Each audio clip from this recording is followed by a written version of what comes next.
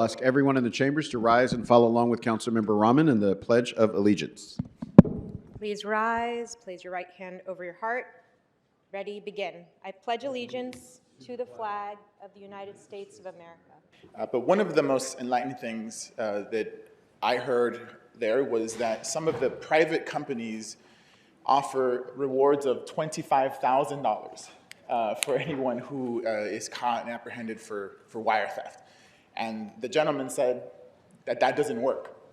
And so here we are with a $1,000 reward. And I just think, given what I heard in that public safety meeting, I just think this is the best use of city resources and time.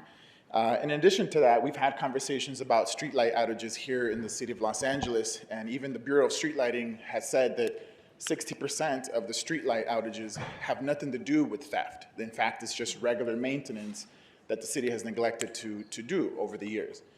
This should come as no surprise because we haven't assessed our street lighting funds since 1996. We've had to eliminate vacancies and so forth. And so I think the real heart of the issue, although I agree that we should pay attention to copper wire theft, I don't think this really strikes at how we solve the issue. The way we solve the issue is by fortifying our streetlights, hardening them, and putting more resources into the department that is woefully underfunded in this moment. And there are some plans to do that, but I just don't think this is a way we solve the issue that I think the public is asking for. And that's why I'll be registering a no vote for this today. Without objection. Good morning. Which items would you like to speak to? Good morning. General comment on item 35, please. Okay, so you'll have 1 minute for the item and 1 minute for general. Go ahead. Sounds good. Ani Boyaji, I'm with Central City Association, here to speak in strong support of items 24 and 35. First, I want to express our strong support for the creation of a metal and wire theft reward program. The growing threat of copper wire theft has left communities in the dark, resulting in dangerous outcomes such as loss of connectivity to emergency services, risks to public safety and event security, and significant financial burdens for both the city and our telecommunication partners. Having a metal and wire theft reward program would enhance the public's ability to see something and say something, leading to arrest of individuals engaged in copper wire theft. This would increase accountability, deter criminal activity, and ultimately protect city infrastructure and critical services. Regarding item 35, we applaud Councilmember Jurado's leadership in addressing the rise of copper wire theft and vandalism impacting downtown Los Angeles. These crimes have repeatedly hit the heart of our city, turning downtown's once bright and welcoming streets into dark and uneasy spaces. Downtown LA has been disproportionately affected. General public comment? Downtown LA has been disproportionately affected by copper wire theft, leaving major corridors and iconic landmarks like 6th Street Bridge unlit for months at a time. Right now, on average, repairs can take more than 180 days. That's 6 months where lights stay out, businesses lose visibility and nighttime foot traffic, and residents and visitors feel unsafe walking after dark. This isn't just about public safety. It's about protecting our city's vitality. As the city's economic engine, downtown generates roughly 30% of the city's total tax revenue. To keep the engine running and Los Angeles strong, we need targeted attention and investment in our urban core to accelerate outage repair times, upgrade aging infrastructure, and ensure downtown's resources are fortified with a focus on prevention and long-term resilience. That is why CCA is proud to support items 24 and 35. Thank you. Item 25 was submitted without apparent legal review. The original motion from 2018 includes an anonymous single page of legal scribblings, which is full of mistakes. Most consequentially, it views the City Council as a limited public forum, whereas it is really a designated public forum. That means you must have content-neutral rules rather than viewpoint-neutral rules. I have uploaded an opinion from City Attorney Delgadillo, which explicitly states that racial slurs may not be prohibited under the U.S. Constitution and should therefore not be treated as disruptive. But the main problem is that there is no functioning oversight, which should have caught this. Brown Act violations are potentially criminal violations which cannot be remedied through the civil process. And while First Amendment violations might not cause immediate physical harm, other legal violations by the city are getting people killed. Since the DA won't do its job, it's your responsibility to ask the governor Speaker, your time has expired. As submitted on the kiosk, all items in general public comment. Okay, good morning. You have 3 minutes for the items and 1 minute for general. Please begin with the items. So item 27 refers to traffic control services for the protests that was like 2 weeks ago. So it doesn't specify what these traffic control services are. So I'm hoping that that does not include LAPD brutalizing protesters or anything like that, because that's frequently what traffic control seems to entail. So let's move on. We have mental health services in CD3. Hopefully that's providing like actual mental health services and not just criminalizing people.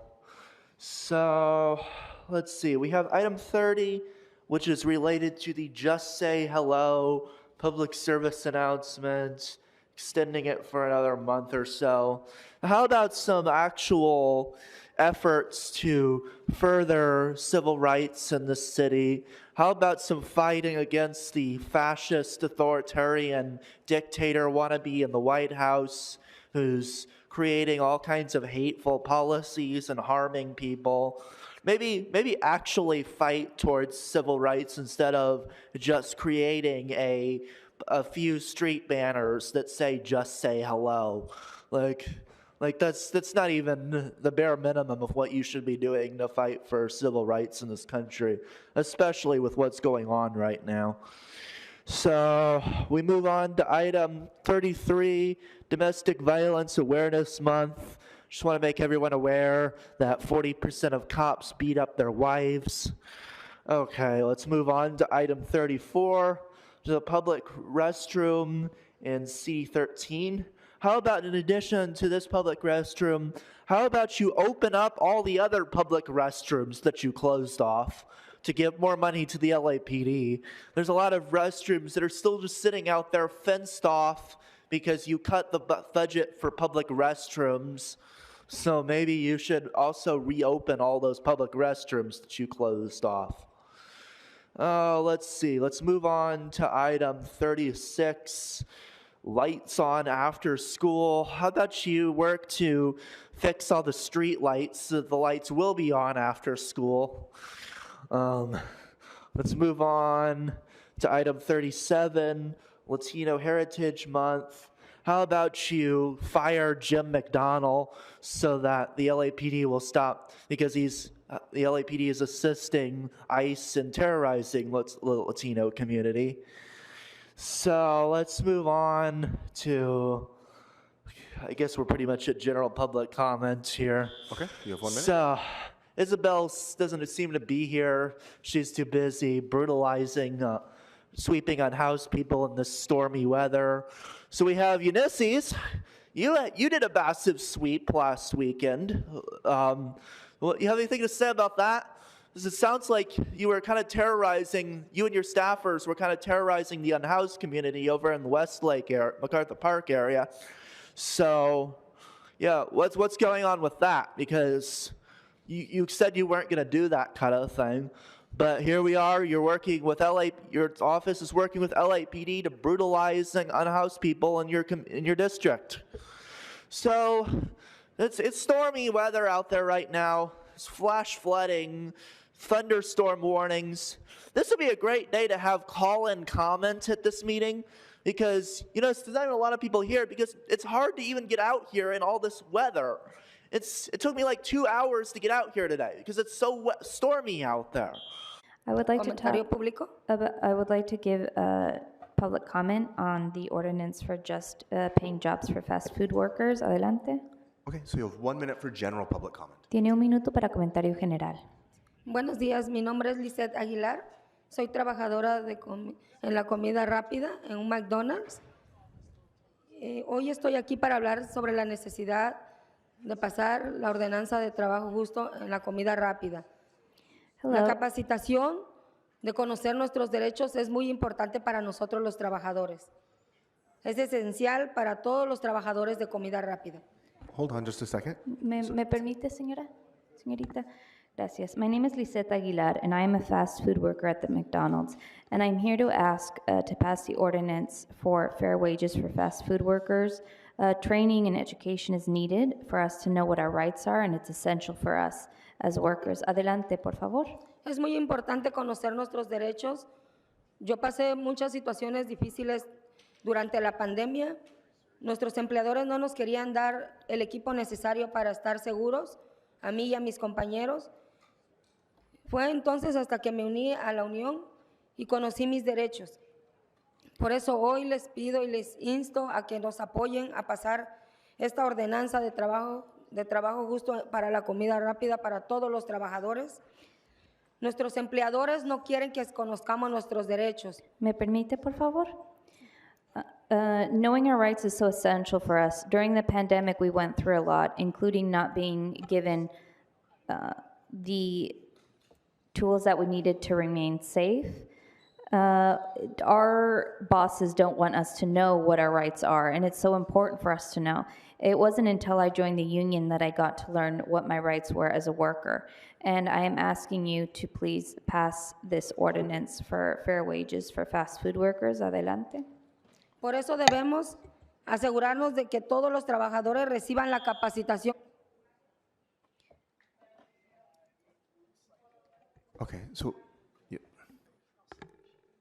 That's why we must make sure that all fast food workers receive the training that they need in terms of what their rights are. Continuing with reading Directed Energy Attacks by Ron Johnson. Ron Johnson is more conservative than Trump.